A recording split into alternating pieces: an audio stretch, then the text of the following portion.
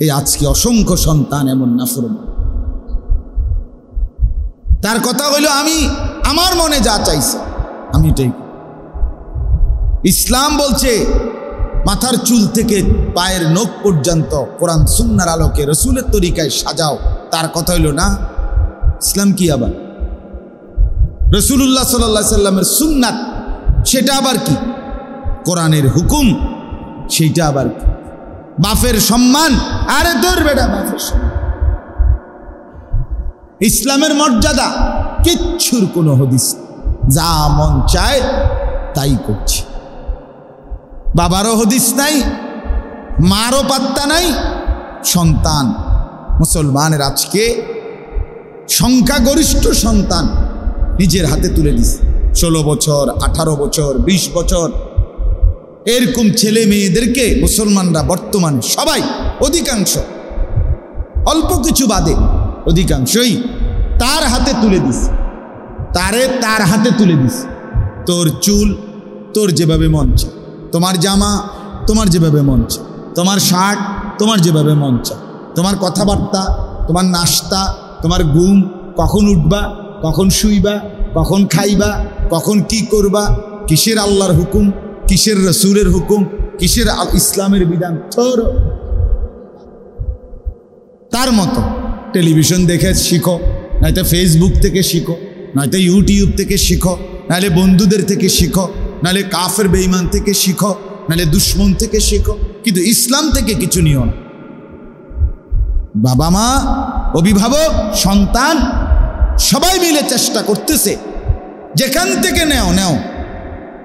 পৃথিবীর সবচেয়ে বড় কাফের থেকেও মডেল নিতে পারো, আদর্শ সিস্টেম নিতে পারবা, কিন্তু কোরআন থেকে নিও না, ইসলাম থেকে নিও না। তো এই জীবন কি করলেন, কি হলো? তো এইবার এই শেষ কথাটা শুনেন, এটাই মূল বক্তব্য আজকের। হাবিল তখন বলছে ক্বালা ইন্নামা ইয়াতাকাব্বালুল্লাহু মিনাল মুত্তাকিন। এই যে হাবিলকে যখন বলছে কাবিলে যে আমি তোকে মেরেই ফেলবো, তা হাবিল বলছে ভাই তুমি আমারে মেরে ফেলো আর না মারো, তোমার ভাল লাগুক বা না লাগুক, পছন্দ হোক বা না মানো, তুমি মানো কিংবা না মানো, তবে এটাই মনে রাখো কিয়ামত পর্যন্তের জন্য মূল নীতি এক কথা, যে নিশ্চয়ই আল্লাহ কোরবানি ইবাদত কবুল করবে, তার তাকওয়া থাকবে। যা ইন্নামা ইয়াতাকাব্বালুল্লাহু মিনাল মুত্তাকিন, এই নিশ্চয়ই আল্লাহ তাআলা মুত্তাকি যে তার কোরবানি কবুল করবে। আর মুত্তাকি মানে কি? যে ব্যক্তির মধ্যে তাকওয়ার গুণ আছে। তাকওয়া মানে কি?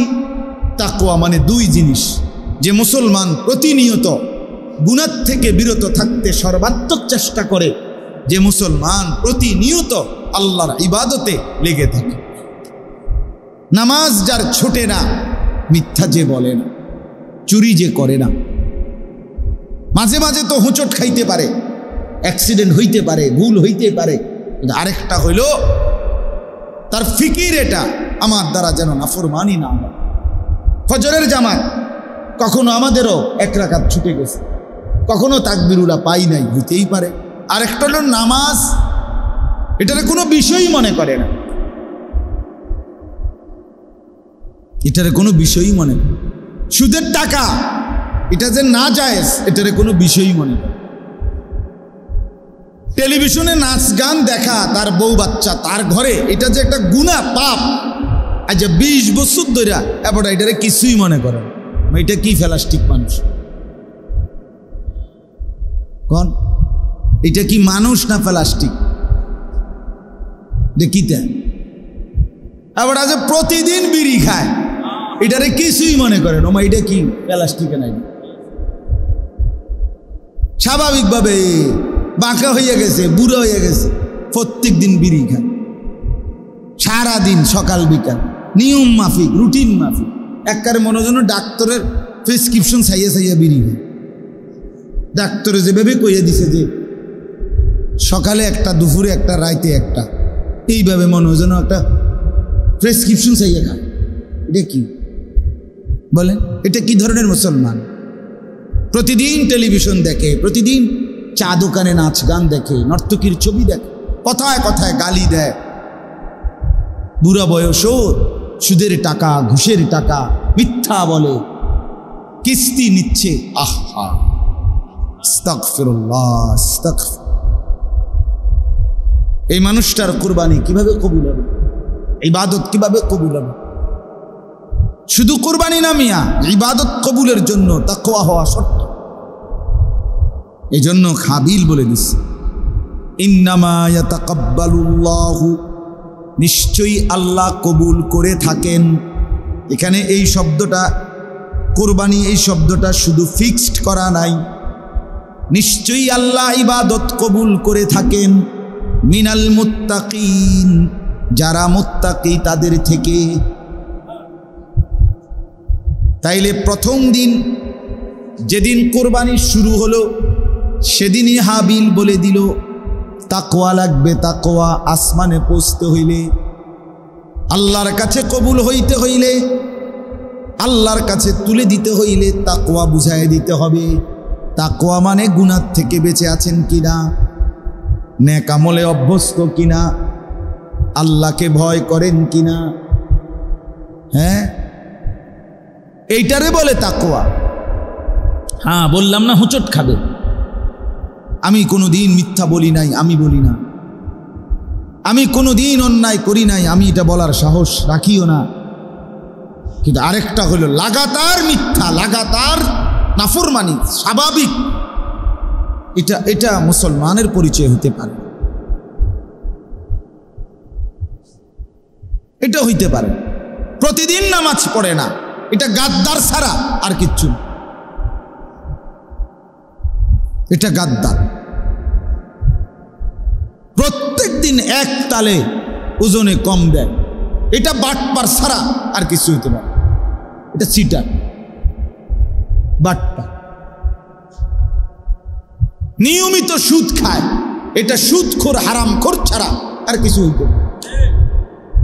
মানুষ তো ভুল হয়, অ্যাক্সিডেন্ট করে, কখনো কখনো গুনাহ হয়ে যায়, আবার তওবা করে মাফ চাইয়া নেয়। এটা না মুমিন। কিন্তু গুনাহকে জীবনের সাথে একদম মিশাইয়া দেওয়া, এটা কি? এই জন্য বললাম, আল্লাহ তাআলা বললেন ইন্নামা ইয়াতাকাব্বালুল্লাহু মিনাল মুত্তাকিন, নিশ্চয়ই আল্লাহ মুত্তাকির ইবাদত কবুল করেন। তাহলে প্রথম দিনও বলছে তাকওয়া। এবার আসেন, সেই আদম আলাইহিস সালামের জামানাত থেকেই উচ্চারিত হয়েছে যে কোরবানির মধ্যে মূল বিষয় হলো তাকওয়া। কি বলেন না? এবার আমাদের নবী সাল্লাল্লাহু আলাইহি সাল্লামের আমলে আইসা যখন কোরআন নাজিল হয়েছে, সেই সময় আবার কোরবানির কথা আবার বলতে গিয়ে আল্লাহ পুনরায় আবার ওই হাজার বছর আগে, হাজার হাজার বছর আগে সেই আদমের জামানার কথাটা আবার উচ্চারিত করছে।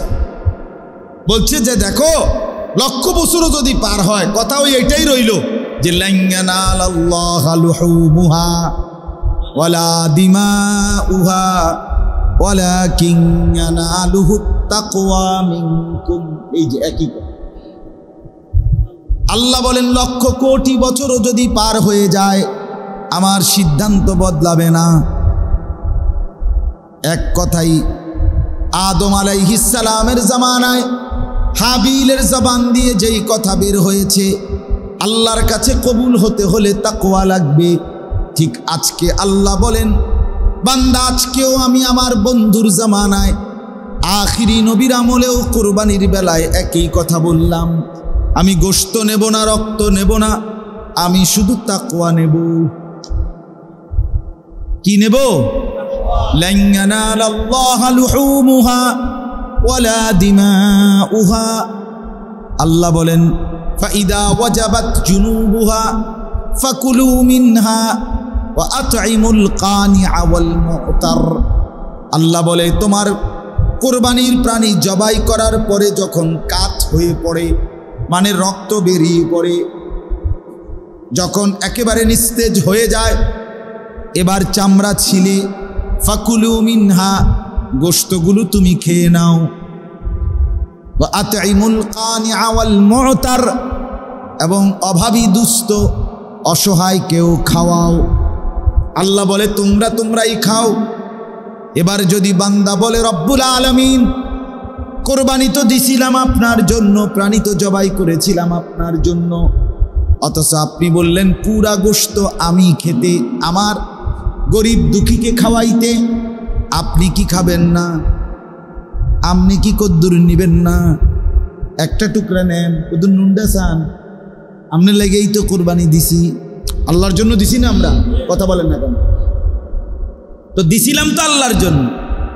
আল্লাহ তাআলা তখন বলে, না বান্দা, গোশত পুরাটা তুমি নিয়ে নাও, দিল পুরাটা আমি আল্লাহকে দিয়ে দাও।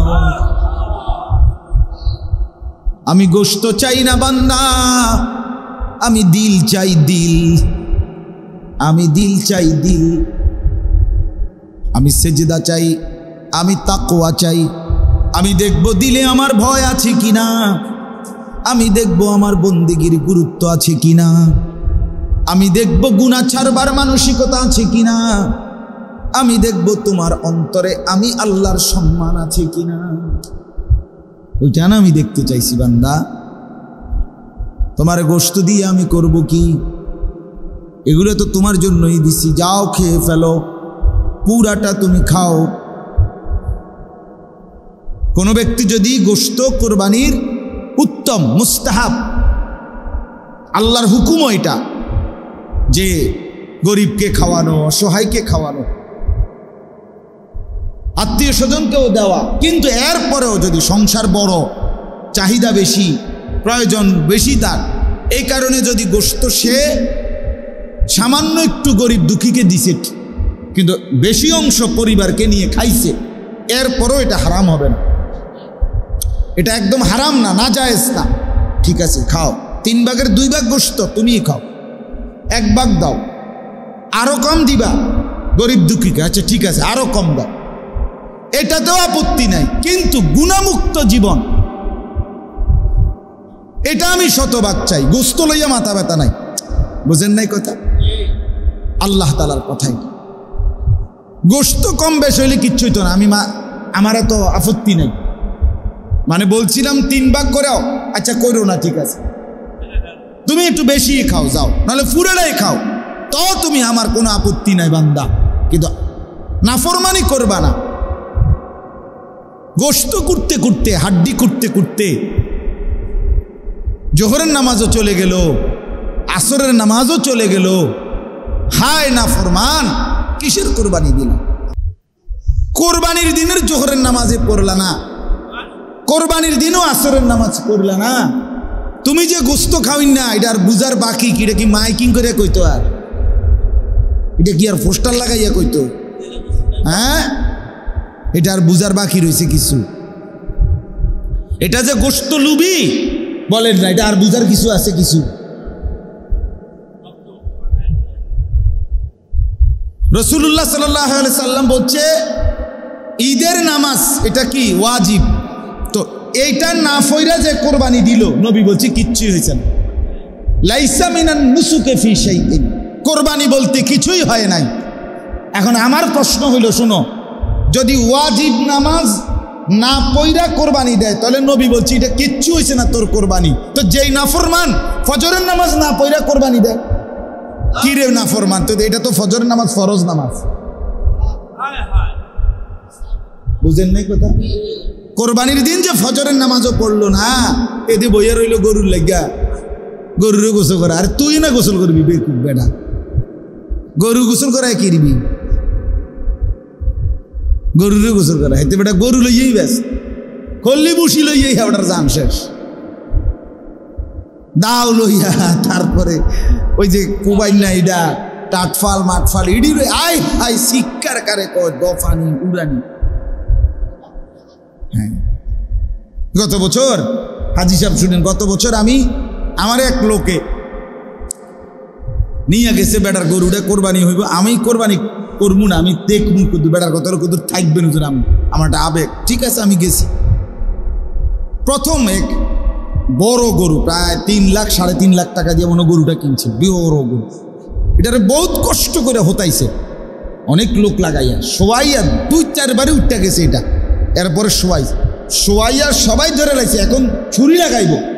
এই সময় রাখো রাখো রাখো রাখো, হঠাৎ হেঁটে না ওই যে লোকটার গরুর মালিক, যিনি যার কোরবানি দিতেছে, যে বেটার রাখো রাখো রাখো রাখো রাখো কই একটা দৌড় দিয়ে আইসা মানে গরুটার উপরে একটু কাজ হইয়া একটা ছবি তোলা, একটা ছবি আমি মানে কি কানতাম না, দুঃখে বই যাইতাম মাটি। ও মায়ে বড়া কিতে রেখো কই মানে। এরপরে মনে করেন মোবাইলের মধ্যে উঠাইয়া ফেসবুকে দিবে যে দেখেন দেশবাসী, গরুর সাথে গরু কেমন লাগে, কমেন্টস করে জানাবেন আমরা 2 গরুকে কেমন দেখা লাগছে। তো দেশবাসী জানাবে উভয়কে একই রকম মনে হচ্ছে, নাহলে এটা কি বলেন না? গরুর লোকে তুই কাটিয়ে গেলি কি লিগা? খামখেয়ালি মুসলমান। তাকওয়া কোথায়? তাকওয়া কোথায়? আল্লাহর ভয় কোথায়? গুনাহমুক্ত জিন্দেগি কোথায়? এজন্য বাপ, প্রত্যেকটা ইবাদত কবুলের পিছনে এটা জরুরি, গুনাহমুক্ত থাকা। গুনাহমুক্ত থাকা, বাঁচতেই হবে আপনাকে, আমাকে বাঁচতেই হবে। ছেলেকে বাঁচাইতেই হবে, মেয়েকে বাঁচাইতেই হবে, স্ত্রীকে ফেরাইতেই হবে। কয় তো হুজুররা বালা লাগেই তো কয়, বুঝি তো পারি তো না, এই সমস্ত ফাজিলি কথা, এসব বনখাইন্য কথা কইলে হইতো না। আপনি এসব রং বেরঙ্গের কথা বললে হবে না, বাঁচতেই হবে, ফিরতেই হবে, ফিরাইতেই হবে স্ত্রীকেও ছেলে মেয়েকেও। কারণ একবার নাফরমানি জিন্দেগি নিয়ে কবরে গেলে আর ফিরবে না, জাহান্নামের আগুনে খালিদুন, অনন্তকালের জন্য জ্বলতে হবে। ইন্নাল মুজরিমিনা ফি আযাবি জাহান্নাম খালিদুন। রব্বুল আলামিন বলে, নিশ্চয়ই পাপী নাফরমান জাহান্নামের আযাবের মধ্যে চিরস্থায়ী থাকবে। লা ইউফাত্তারু আনহুম ওয়া হুম ফীহি মুবলিসুন। রব্বুল আলামিন বলেন, জাহান্নামীকে লক্ষ কোটি বছরে 1 সেকেন্ডের জন্য জাহান্নামের আযাব থেকে বিরতি দেয়া হবে না। কসম খোদার, কোরআনের আয়াত, 1 সেকেন্ডের বিরতি মিলবে না। অহুম ফীহি মুবলিসুন। আল্লাহ বলে, অনন্তকালের জন্য জাহান্নামী ভীষণ মলিন মুখেই থাকবে, আর কোনোদিন মুখে হাসি ফুটবে না। চিৎকার করবে আর কাঁদবে। আল্লাহ বলবে, ওমা যালামনাহুম ওয়ালাকিন কানু হুমুজ যালিমিন। আল্লাহ বলবে, নাফরমান, আমি কিন্তু তোমার উপরে জুলুম করি নাই, বরং তুমি নিজেই নিজের উপরে জুলুম করেছ। আমি তো হায়াত দিয়েছি, সুযোগ দিয়েছি, আমি তো দিন দিয়েছি, তুমি তো পাত্তা দাও নাই। ওয়ানাদাউ ইয়া মালিকু লিয়াকদি আলাইনা রাব্বুক। এই শেষ কথাটা শুনেন। জাহান্নামী তখন অস্থির হয়ে, জাহান্নামের ভীষণ আগুনে পাগল হয়ে, সর্বশেষ জাহান্নামের দারোগা ফেরেশতা মালিক তাকে ডাক দিয়ে বলবে, হে ফেরেশতা মালিক, তুমি আল্লাহকে বলো না আমাকে জীবনের তরে মৃত্যু দিয়ে দিতে? আমি আর পারছি না। লিয়াকদি আলাইনা রাব্বুক, বলো না আমারে শেষ করে দিতে। এভাবে দুঃখে দুঃখে জাহান্নামের আগুনে না জ্বালাইয়া আমারে একবারে শেষ করে দিতে বলো, আর যেন হায়াত না পাই, আর যেন জীবিত না হই, পুরে যেন ছাই হয়ে যাই। ক্বালা ইন্নাকুম মাকিসুন। ফেরেশতা বলবে, না নাফরমান, এভাবেই থাকতে হবে। আল্লাহ আমাদেরকে মাফ করে দেন। অতএব আজকে এতটুকুই কথা বাপ, মেহেরবানি করে এই কথাটা, দুইটা কথা বলছি।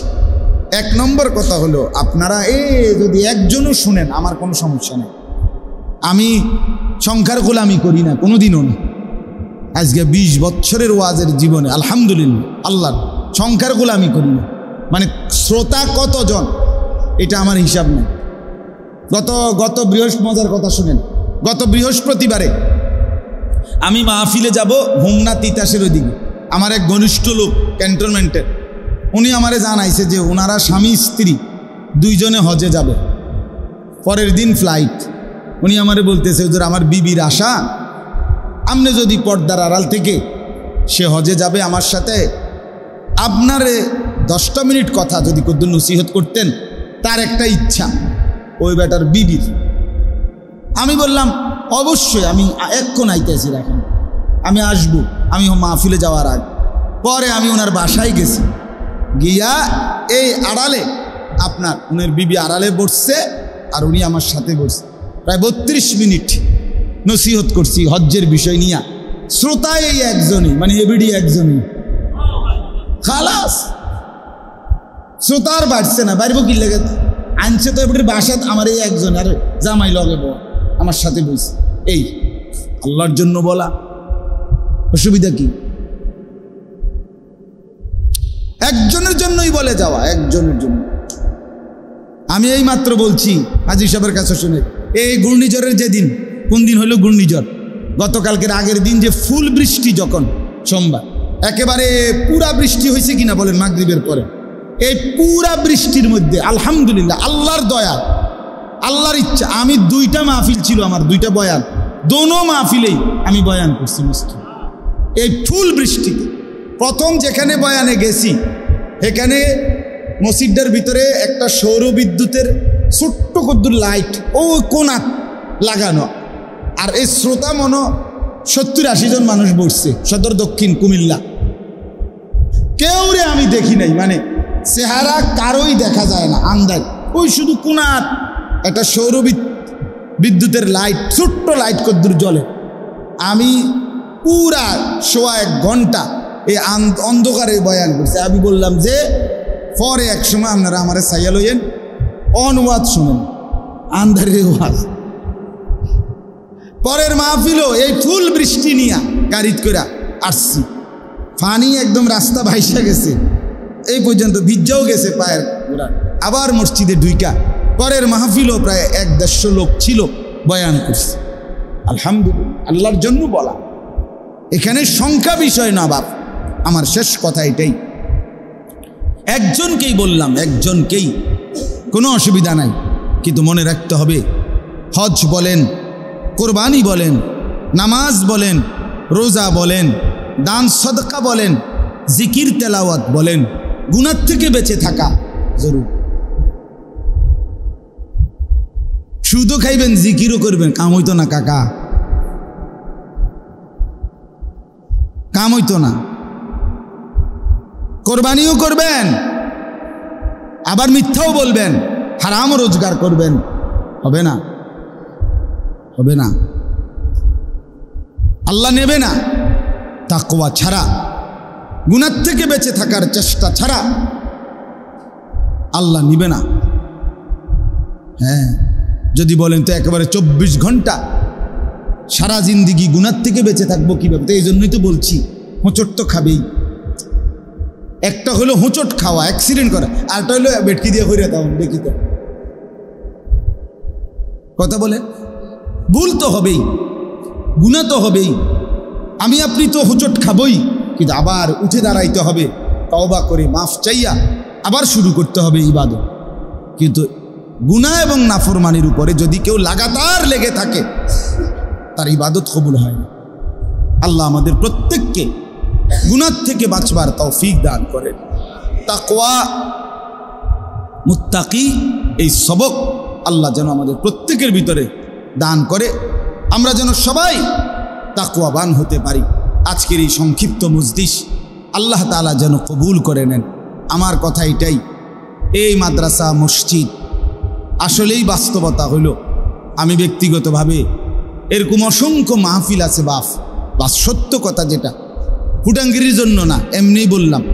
বহু মাহফিল আছে যারা 2-4-6 বছরও মিলাই আমারে নিতে পারে না, আমরা যাইতে পারি, সুযোগ দিতে পারি না, কিন্তু আমি এখানে বারবার আসি, বারবার আসি, ছোট বড় যখন যেই মজলিস। আমি এখনো বলছি, গ্রামবাসী শতভাগ যদি কদর করতো এই মাদ্রাসাকে, শতভাগ যদি আন্তরিকতা নিয়ে আমরা সবাই আগাইতাম, আরো ভালো হইতো, আরো ভালো হইতো, গ্রাম আলোকিত হইতো। অসংখ্য এখানে হাফেজে কোরআন আরো ভবন দরকার, আরো জায়গা দরকার, আরো দরকার। হায় মুসলমান, এটা যদি আমরা না বুঝি তো আমরা বুঝবেন অচিরেই এগুলো সারা রাত বললেও শেষ হবে না। মুসলমানের সন্তানের শেষ ইমানের চিহ্নটুকু মুছে ফেলার জন্য সারা পৃথিবীব্যাপী যে তীব্র গতিতে দুশ্মনের নীল নকশা কার্যক্রম চলতেছে, সেটা শুধু 4G গতিতে না, 4Gর সর্বোচ্চ টার্গেট একটাই, মুসলমানের ছেলে মেয়ে নারী পুরুষের ইমানের শেষ চিহ্নটাও মুছে ফেলবে। শেষ চিহ্ন, শেষ চিহ্ন। যে ছেলেটা 12 বছরের জীবনে কোনোদিন রাসূলুল্লাহ সাল্লাল্লাহু আলাইহি সাল্লামের তরিকায় একবারও চুল কাটাইলো না, মনে করেন সে কি আর কোনোদিন বলতে পারবে যে চুল কাটার মধ্যে নবীর তরিকা কি? কথা বলেন না। যে ছেলেটা যে ঘরে যে জীবনে 16 বছরে কোনোদিন তারা সুন্নত তরিকায় খানা খাইলো না, তারা কি আর কোনোদিন বলতে পারবে, তাদের ছেলে মেয়েরা বলতে পারবে পরবর্তীতে যে সুন্নাত কি? বলেন। এইভাবে দুশ্মন নতুন যারা, এখন তো মুরব্বীরা যারা আছেন, প্রত্যেক সমাখানে শুনি এ বয়স্ক মুরব্বী চাচাদের মধ্যে কিছুটা তো দিন ধর্ম এখনো আছে, কিন্তু অধিকাংশ একটু টাকা পয়সা হয়েছে, একটু পড়ালেখা হয়েছে, একটু সামাজিক স্ট্যাটাস, ভদ্রতার মুখোশ, এরা ওই পূর্বের আমলের, মানে আজ থেকে 30-40-50 বছর আগের দাদা নানা, দাদি নানি, মা চাষিকে বিরক্তি মনে করে, বিরক্তি। এরা আসলে আগের আমলের সময়ের মানুষ তো হুজুর, আগের সময়ের মানুষ একটু সামাজিকতা বোঝে কম। সামাজিকতা নাকি বোঝে? আজকে একজন আলেম বললেন, একজন ভদ্রলোক, আমরা 4 জন হুজুর ওনার বাসায় দেখা করতে গেলাম। আজকে একজন বড় আলেম বলছে, ওনার সাথে আমরা দেখা করতে গেছি, উনি আমার সাথে দেখা করতে আসছে, ওনার ওয়াইফ স্বাভাবিকভাবে আমাদের জন্য শরবত নিয়ে আসছে। কাজে আমরা যখন মাথা নোয়ায় ফেললাম, তো ওই ভদ্রলোক বলতেছে, শি ইজ মাই ওয়াইফ। এটা তো অসুবিধা কি আপনার? মানে শি ইজ মাই ওয়াইফ, মানে উনি অবাক হয়ে গেছে, আরে এটি কি হুজুর? এটা তো আফ্রিকার জঙ্গলে না, মানে হুজুর রইল কি আফ্রিকার জঙ্গলি? She is my wife, she is my wife, অতএব এটা সবার ওয়াইফ হয়ে গেছে নাকি? তো আমনের বউ তো আমরা কি অস্বীকার করছি? তো আমনের বউ দেখতেই তো আমার লাগে সমস্যা। কথা বুঝছেন? কোথায় বুঝছে মানসিকতা? একজন আলেমে দিন হুজুরকে মহিলা সরাসরি এসে শরবত নিয়ে আসবে, তার মানে কোথায় দিন, কোথায় শরীর? আল্লাহ আমাদেরকে মাফ করে দেন। এই জন্য বললাম, দয়া করে এই আপনাদেরকে বলছি, নিজের স্ত্রী, ছেলে মেয়ে, এদের ঈমান আমলের ফিকির করেন, সন্তানকে দিন শিখান, ছেলে মেয়েকে দিন শিখান, নিজেরাও শেষ বয়সে দিন ঈমানের মেহনত করেন, ফিকির করেন, ওলামায়ে কেরামের কাছে আসেন, বসেন, ওযু, নামাজ, গোসল, জিকির, তাসবিহ, তেলাওয়াত আরো সুন্দর করা যায় কিভাবে? সুন্দর করে, ঠিক করে। কোথায় কোথায় ভুল আছে নিজের, শেষ বয়সে আরেকবার একটু শুধরাইয়া কবরে যায়।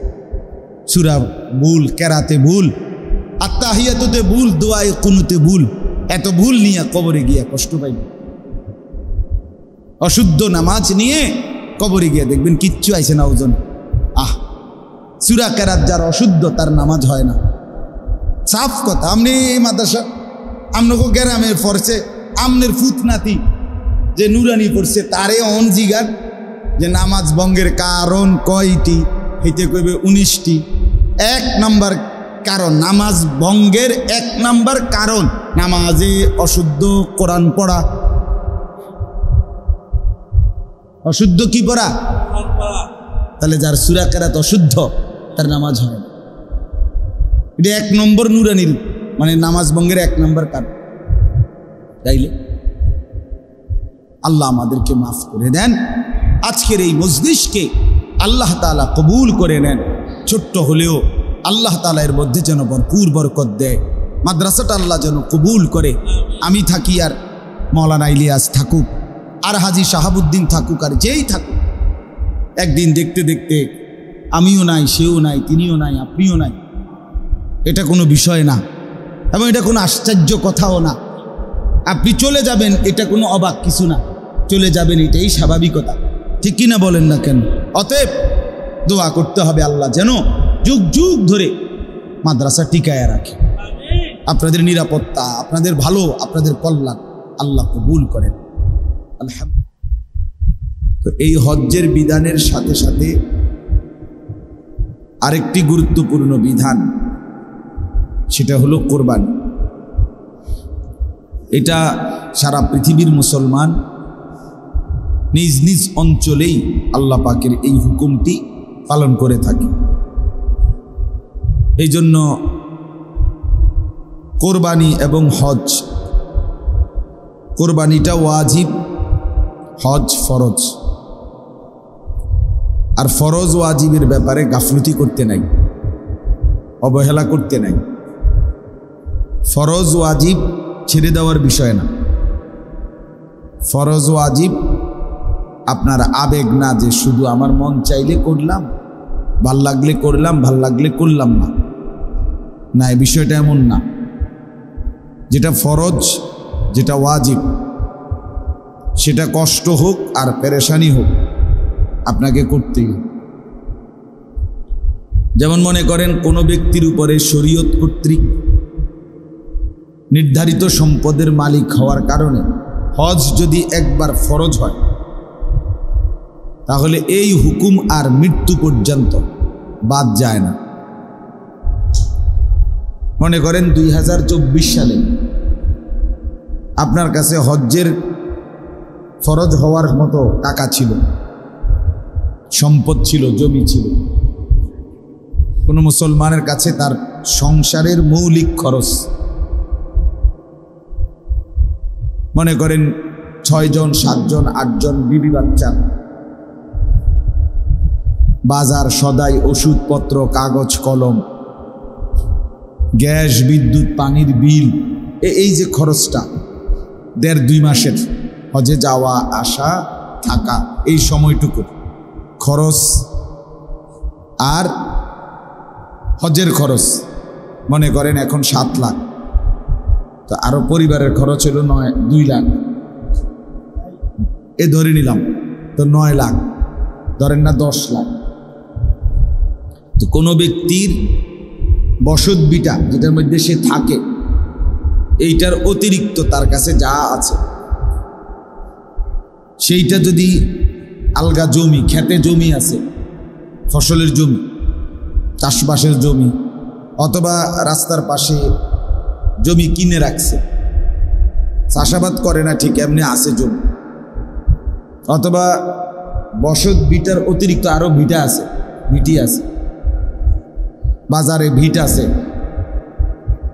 ব্যবসা আছে, তাইলে এই সবগুলো মিলাইয়া হোক অথবা যে কোনো একটা দিয়ে হোক, তার মৌলিক প্রয়োজন, সংসারের খরচ আর এই হজ্জের টাকা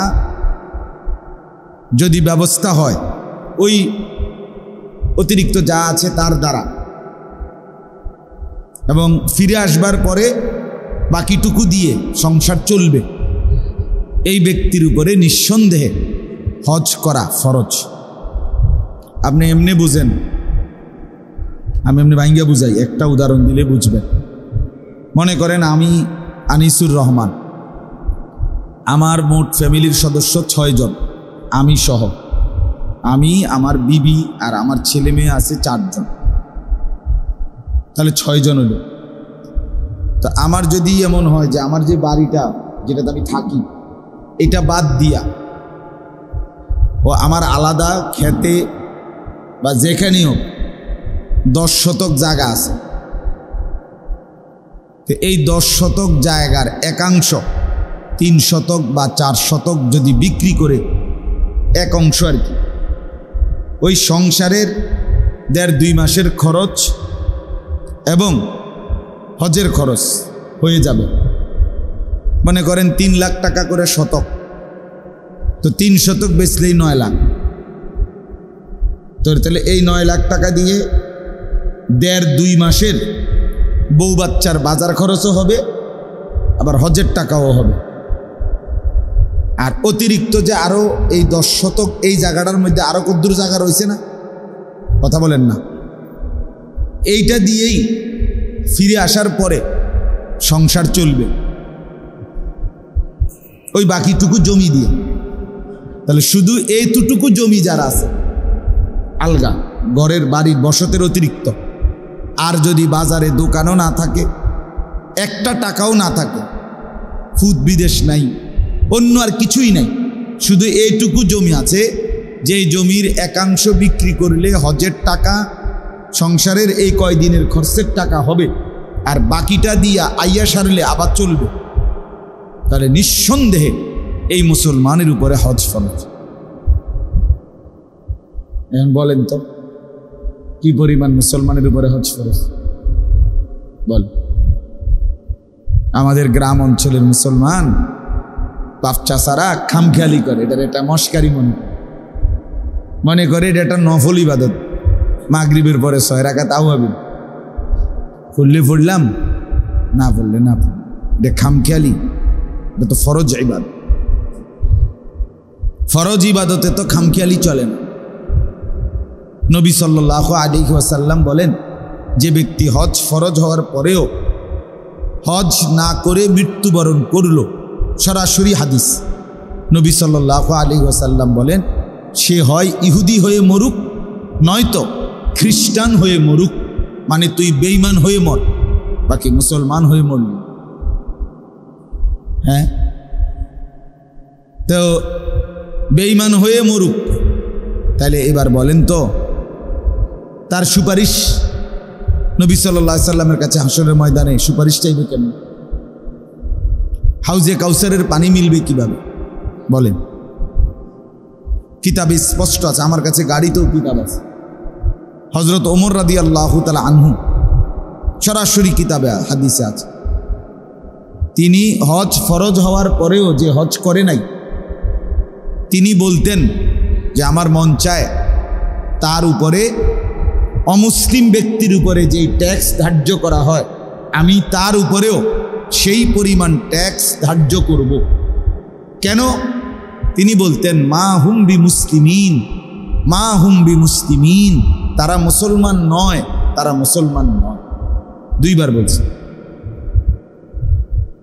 বলেন, এই জন্য বললাম অনেক শতকরা আমাদের সমাজের 90% মুসলমানের উপরে হজ ফরজ। এই 10-20 শতক জমি নাই এমন মুসলমান কয়জন?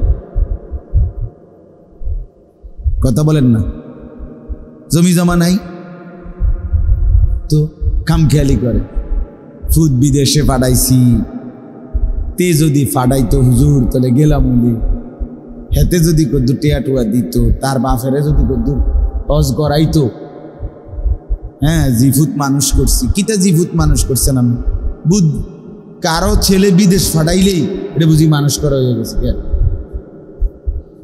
বলেন না, আপনি বুঝি ফুত বিদেশ ফাটাইছেন মানে ফুত মানুষ করলেছেন।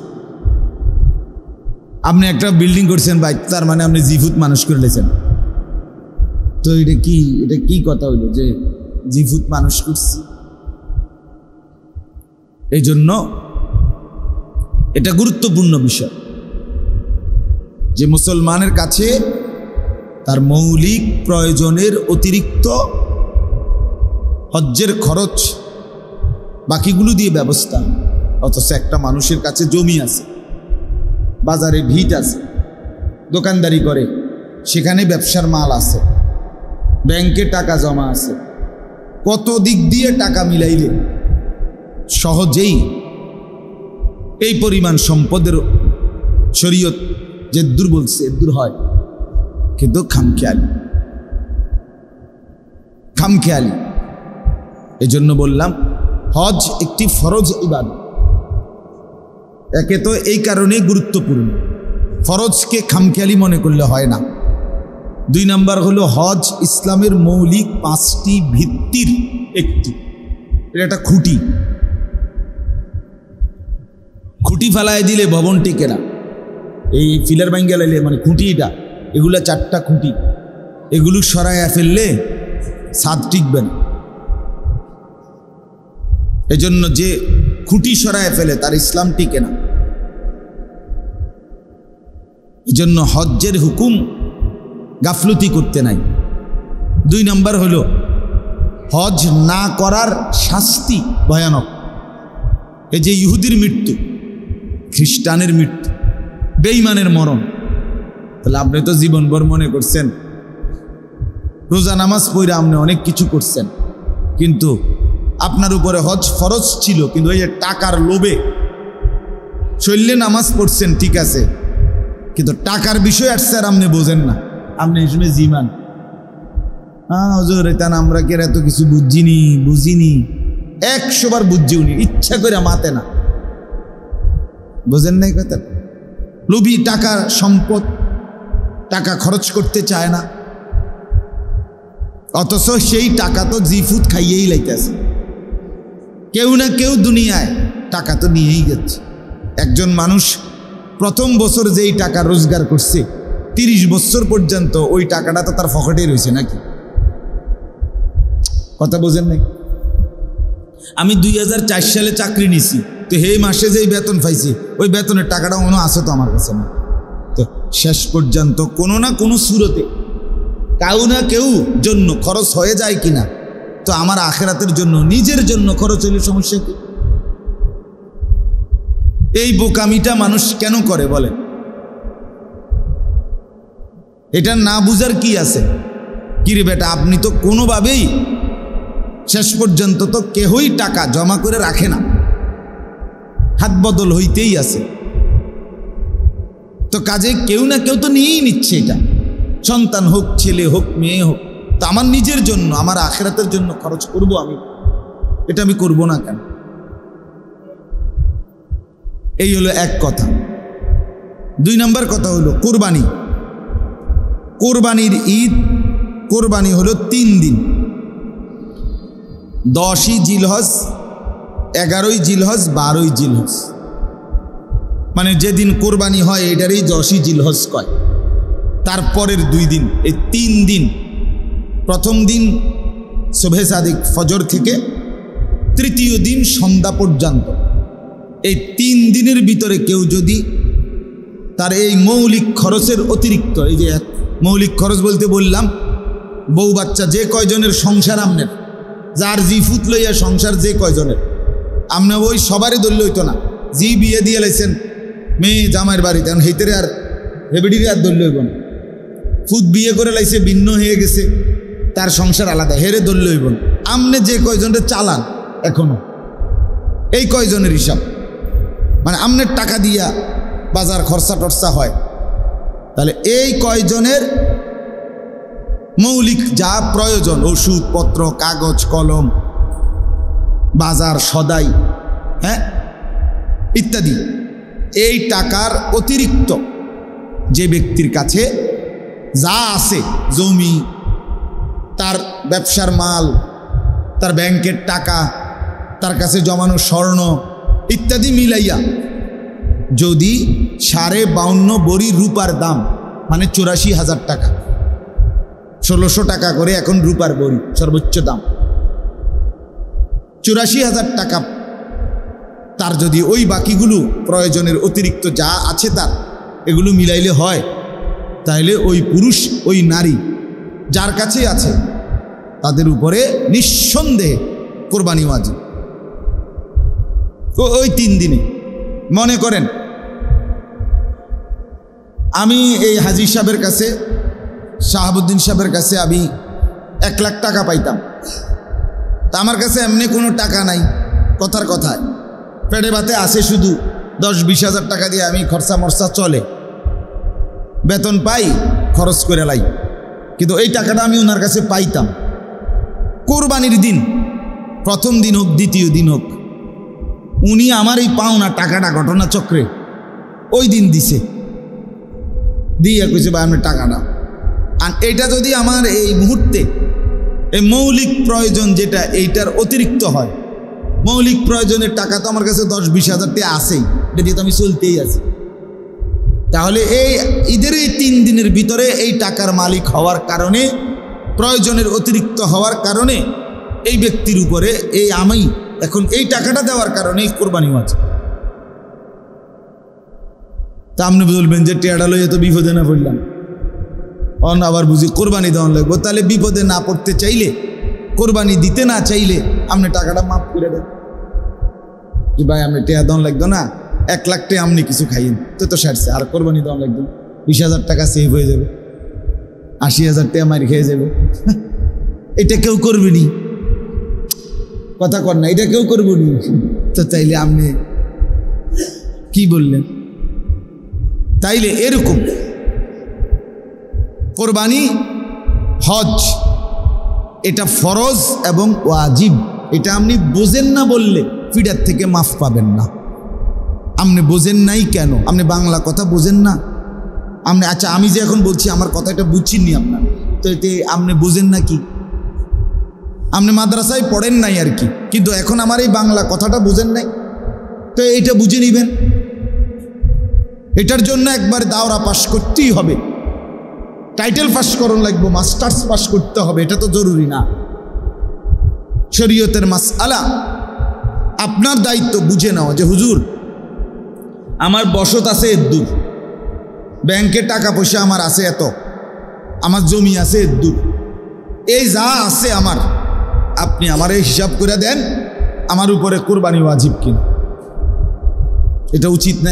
একজন মানুষের উচিত কিনা একজন আলেম থেকে জিজ্ঞেস কর না? আমরা এটাকে মনে করছে খামখেয়ালি, মনে করলে কোরবানি করে, মনে করলে করে না, যার মনে করে তার করে। ফুদ বিদেশ টাকা কামাই করে, তার কাছে 1 লাখ 2 লাখ 10 লাখ টাকাও আছে, হেইতে বাইক টাকা পাঠাইছে, টাকা 30 হাজার বাপমার নামে বা একজনের নামে কোরবানি দিছে ঘরে। আমগো বাইক তো কোরবানি হইছেই, আমগো বাইক বুঝি কোরবানি হইলেই সারছে। তোমার উপরে যে কোরবানি ওয়াজিব, এটা বুঝি তোমার বাপের নামে দিলে কোরবানি আদায় হবে? আমার আব্বার লুঙ্গি আব্বাই ফিনছে দেখে আমার আর লুঙ্গি ফিন্দন লাগতো না নাকি? আমি তখন আপেন ফিনলে সারবে বলে? অসংখ্য প্রবাসী ছেলে এই খামখেয়ালি করে, তার নিজের কোরবানিটা আদায় করে না, অথচ সে নিশ্চিত গুনাহগার, কোরবানি আদায় নেই। দুইজনেই নবীনগরে মনে করেন দোকানদারি করে, 2 ফুট, অন্য ভিন্ন হয়েছে না, দুজনেরই কামাই আছে, দুজনেই টাকা পয়সা রোজগার করে, 1-2 লাখ টাকা দুজনের কাছেই ব্যবসার পণ্য আছে, মাল এবং জমাও আছে, পুঁজি আছে, তো দুজনের উপরেই তো কোরবানি ওয়াজিব, 2 ছেলের উপরেই কোরবানি ওয়াজিব। তারা ওই 2 জনে মিল্লা 15,000 করে 30,000 টাকা দিয়া বাপের হাতে দিছে, আপনার নামে কোরবানি দেন, গোস্ত সবাই মিল্লা খাবো। এটা কি গোস্ত খাওয়ার কথা? গোস্ত তো সারা বছরই মানুষে খায়। তো কোরবানির ইবাদত এই 2 ছেলের উপরেই তো কোরবানি ফরজ, আরে ওয়াজিব। তো এদের কোরবানি কই আদায় হলো বলেন? বাপের নামে কোরবানি দিলেন, বাপের কোরবানি না হইছে এটা ঠিক আছে, সওয়াব হইব যে বাপের খেদমত করছে সন্তান, তো বাপের খেদমত তো সারা বছরই করতে হয়, তো এখনো করবেন। একজন সন্তান কি মা বাপকে সারা বছর যখনই দরকার লাগে, যে সৎ সন্তান সে কি বাবা মারে টাকা দেয় না? তো এই সময়ও দিছে, কিন্তু এই কারণে তোমারটা বাদ পড়বে কেন? তোমারটা বাদ পড়বে কেন? তোমার বাবার কাপড় চোপড় কিনলে কি তোমার কাপড় চোপড় লাগে না? তোমার বাবার ডাক্তার দেখাইলে কি তোমার বাচ্চাদের ডাক্তার দেখাও না?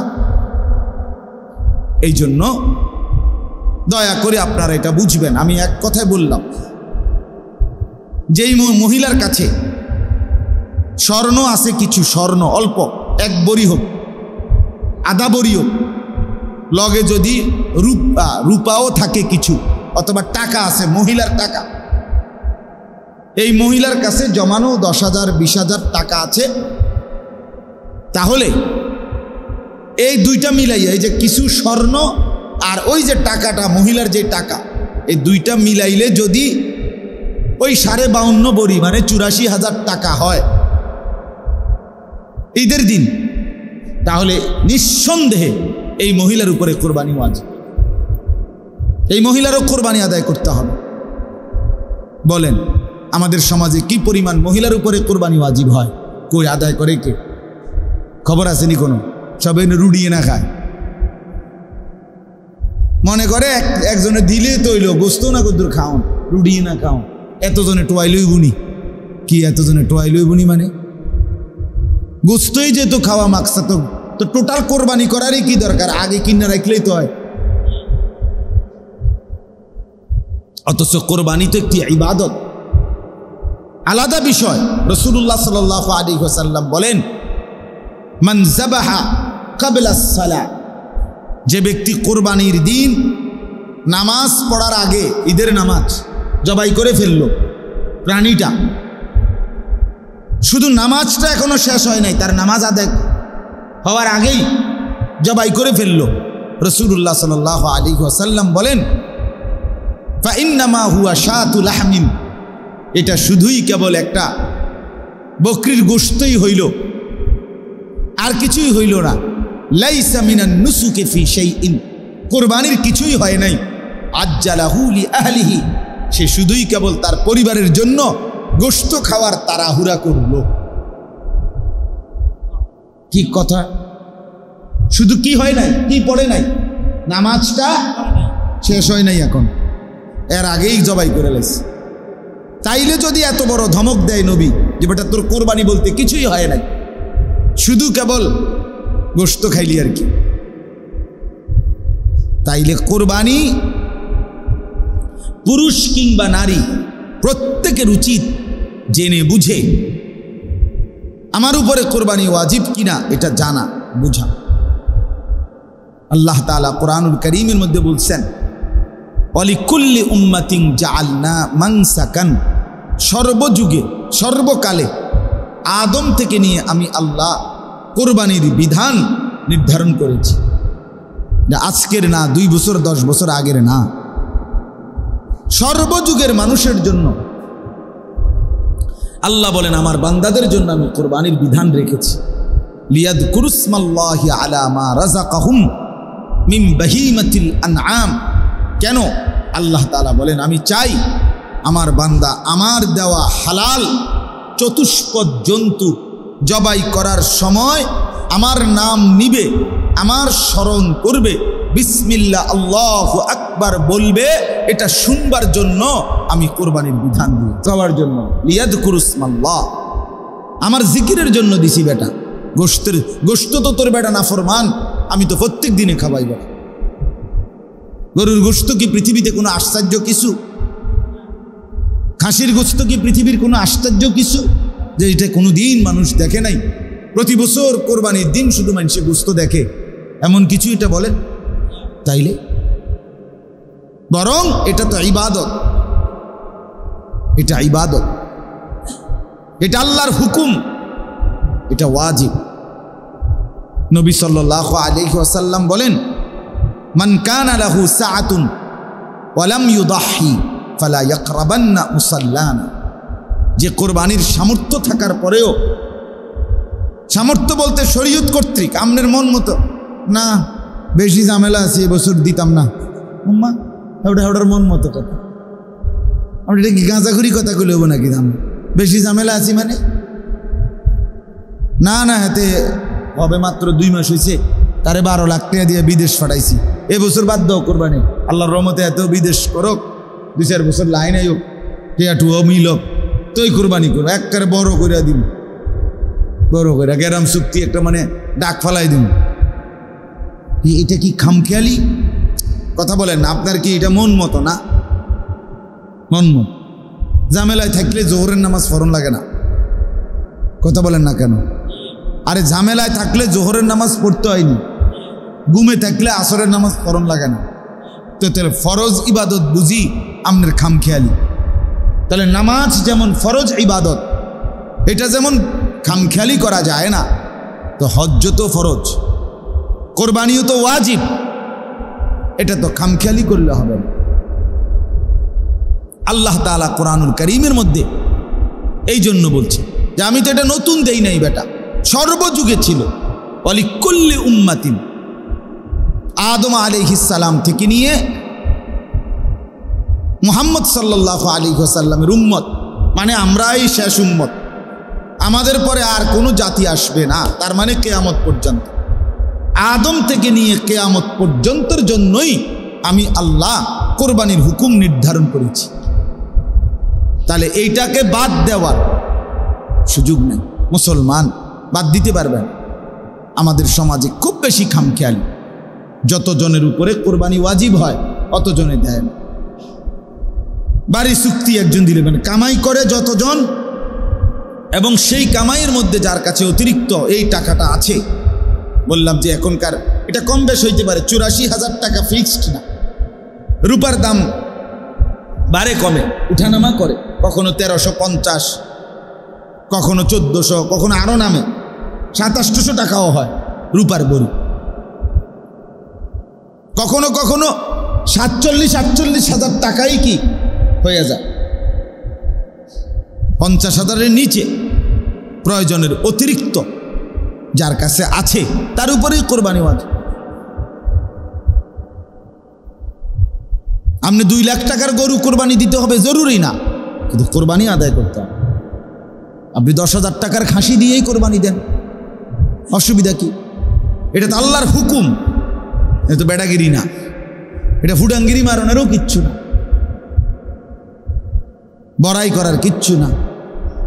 যে আমরা 3 জনের উপরে কোরবানি হইছে ওয়াজিব, এখন 40,000 করে দিতাম গেলে আপনার 3 জনের এত টাকাও হবে না। আবার হুদা খাসি দিল কেরম দেখা যায়, তো কাজে এক নাম দেই 50,000 টাকা করে বড় নাম দিয়ে দেন। আমি বড় নাম দিলে কি লাভ হইল? বাকি 2 জনের কোরবানি, বাকি 2 জনের কোরবানি তো আদায় হইল না। আর নবী সাল্লাল্লাহু আলাইহি সাল্লাম বলেন যে কোরবানি আদায় করে নাই অথচ সামর্থ্য ছিল, সে যেন নামাজে না আসে। একদম সাফ বলছে, নাফরমান তুই বেটা মসজিদে আইবি না, তুই ঈদগাহে আসবি না, বেঈমান যা বেরো বেটা, তুই ঘুম যা বেটা গিয়া, তুই হুত্যা থাক, গোস্ত রান্দা হইলে গোস্ত খাইছ, তুই আইস গোস্ত খাইতি দুনিয়ার, গোস্ত না খাইবি তুই নামাজ পড়ে করবি কি? রাসূলুল্লাহ সাল্লাল্লাহু আলাইহি সাল্লাম নিষেধ করছে যে সামর্থ্য থাকার পরেও যে কি করে নাই, কোরবানি করে নাই, সে যেন কি না আসে, নামাজে যেন না আসে, সে যেন ঈদগাহে না আসে।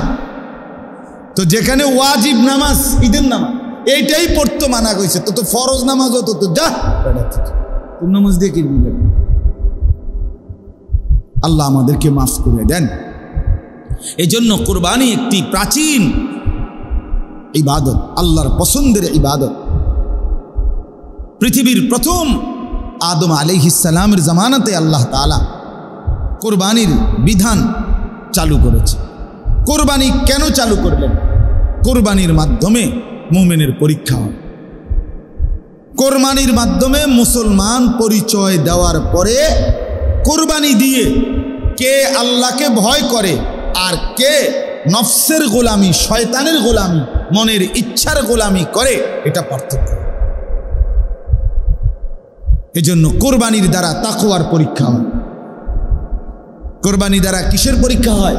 তাকওয়ার, আল্লাহ ভীতি, আল্লাহ ভীতি, আল্লাহ ভীতি।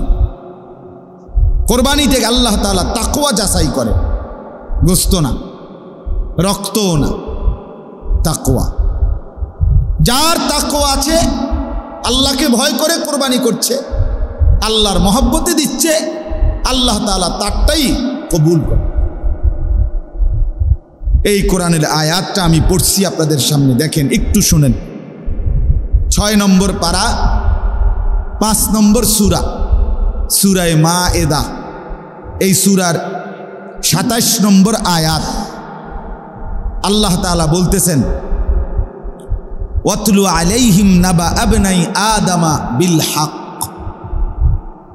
হে নবী, আপনি আমার বান্দাদের কাছে, আপনার উম্মতের কাছে আদমের 2 সন্তানের সেই ঘটনা, কোরবানির ঘটনাটা বিস্তারিত সুন্দর করে সঠিকভাবে বর্ণনা করুন। তাইলে তারা বুঝবে কোরবানির মূল উদ্দেশ্য কি। ওই ঘটনাটা বললেই তারা বুঝে ফেলবে। তাহলে বোঝা গেল আল্লাহ তাআলা কোরবানির ঘটনা শুরু করাই দিছেন, নবীজিকে শুনাইতে বলছেন সেই আদম আলাইহিস সালামের জামানার ঘটনা। আদম আলাইহিস সালামের 2 পুত্র বিবাহ নিয়ে, আমি সংক্ষেপে বলতেছি, শুধু বিবাহ নিয়ে ঝগড়া লাগছে, বোনের বিবাহ নিয়ে। এই ঝগড়ার পরিণতিতে এই বোনটাকে কে বিয়ে করবে এটা সিদ্ধান্তের জন্য আল্লাহ তাআলা হুকুম তো দিছেন, আদম আলাইহিস সালামও বলছেন, কিন্তু একটা ছেলে কাবিল মানতেছে না। সে আল্লাহর হুকুমও মানে না, বাপের হুকুমও মানে না। তখন আল্লাহ তাআলা বলছে, ঠিক আছে আদম, নগদ পরীক্ষা হোক। তো এই পরীক্ষার জন্য উভয়কে বলো তাদের প্রিয় বস্তু আল্লাহর রাস্তায় কোরবানি করতে, সমর্পণ করতে। তখন ছিল নিয়ম, আমাদের প্রিয় নবী সাল্লাল্লাহু আলাইহি ওয়াসাল্লাম তিনি তো কোরবানির জন্য নির্ধারিত প্রাণী নির্ধারণ করে দিয়েছেন। পূর্বের জামানায় কোরবানি ছিল নিজের উৎকৃষ্ট বস্তু, নিজের কাছে যেটা সবচেয়ে প্রিয় জিনিস, এরকম কিছু কোনো উঁচু জায়গায়, টিলা পাহাড় এমন কোনো জায়গায় রেখে আসা আল্লাহর জন্য, এইটাই ছিল কোরবানি। আর তখন আল্লাহর পক্ষ থেকে কুদরতি আগুন আইসা যেই কোরবানিটা মানে যারটাকে জ্বালায়া দিত তারটাই গ্রহণ হইত, আর যারটা জ্বালাইতো না পড়ে থাকতো যেমনেরটা এমনে, তারটা পরিত্যক্ত, বাতিল, নগদ পরীক্ষা হয়ে যেত, নগদ চিহ্নিত হইত। তো আদম আলাইহিস সালামও তার 2 ছেলেকে বললেন, হাবিল কাবিলকে, তারা 2 জনও বললেন যে তোমরা তোমাদের প্রিয় জিনিস আল্লাহর রাস্তায় কোরবানি করো। এই প্রথম কোরবানির হুকুম। হাবিল সে বকরি চড়াইতো, তো সে সবচেয়ে উত্তম উৎকৃষ্ট একটি দুম্বা বা বকরি, সেটা সে আল্লাহর জন্য সমর্পণ করলো, কোরবানি করলো। মানে ওই পাহাড়ের নির্দিষ্ট উঁচু জায়গায় নিয়ে রেখে বাইন্দা আসত। আর কাবিল কৃষিকাজ করত, এই ধান গম এগুলো ফসল ফলাইতো। তো সে এগুলোর থেকে পচা, সিডা, নষ্ট এরকম এক ফোজা নিয়া আপনার ওই পাহাড়ের উপরে রেখে আসছে। তো আল্লাহ তাআলার পক্ষ থেকে হাবিলের কোরবানি বকরি বা দুম্বা জ্বালায়া দিছে, আর অটটা যথাস্থানে পড়ে রয়েছে। তো প্রমাণ হয়ে গেছে যে একজনের কোরবানি কবুল হলো, আরেকজনের কোরবানি কি হলো। এই জন্য মনে রাখতে হবে বাবা, প্রতি বছর কোরবানি তো হয়, আপনিও করেন আমিও করি, গোস্তও খায় সবাই, জোশও হয়, রুডিও খায়, আতম হোসেন, সবই ঠিক আছে, কিন্তু আসমানে সবাইটা পৌঁছেন। ওই যে আল্লাহ পরিষ্কার বলছে, অতএব গোশত খাওয়া হয় সবারই, কিন্তু কবুল এটা আল্লাহ তাআলার ফয়সালা, গ্রহণ করা আল্লাহই নেন নির্ধারিত শর্তের ভিত্তিতে। এজন্য কোনো ফাসেক তাকওয়া যার মধ্যে নাই, আল্লাহ ভয়, গুনাহ থেকে বেঁচে থাকার মানসিকতা, তার কোরবানি কবুল হয় না। সাফ কথা। অপরাধ থেকে বাঁচার মানসিকতাই যার নাই, চুরির পর চুরি, ফাঁকি দিয়ে কোরবানির টাইম এসে কোরবানি করে, সুদের পর সুদ, ফাঁকি দিয়ে কোরবানির টাইম এসে ঠিক আছে দেবে না কোরবানি, একটা দেও আর কি, সিটারির তালে সিটারি, বাটপারি, অবৈধ উপার্জন, 2 নম্বরই এগুলো আগের দিনও বন্ধ নাই, পরের দিনও বন্ধ নাই। মাঝখান দিয়ে কোরবানি আইছে, দিলাম। গরু দিবা দেও, ছাগল দিবা দেও, মোষ দিবা দেও, দিবা যেটা একটা মনে করে দেও চাই, এত তান এই। তাই এটা তো তাকওয়া হলো না, আল্লাহকে ভয় করে হলো না।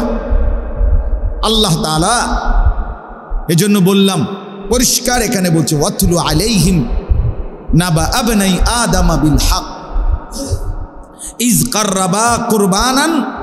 আল্লাহ বলেন এই যে কুরবান সরাসরি শব্দ, যখন দুই ভাই কুরবানি করলেন আল্লাহর জন্য, ফাতুকুব্বিলা মিন আহাদিহিমা, একজনের কুরবানি কবুল হলো, ওয়ালাম ইউতাকাব্বাল মিনাল আখার, আরেকজনের কুরবানি কবুল হয় নাই।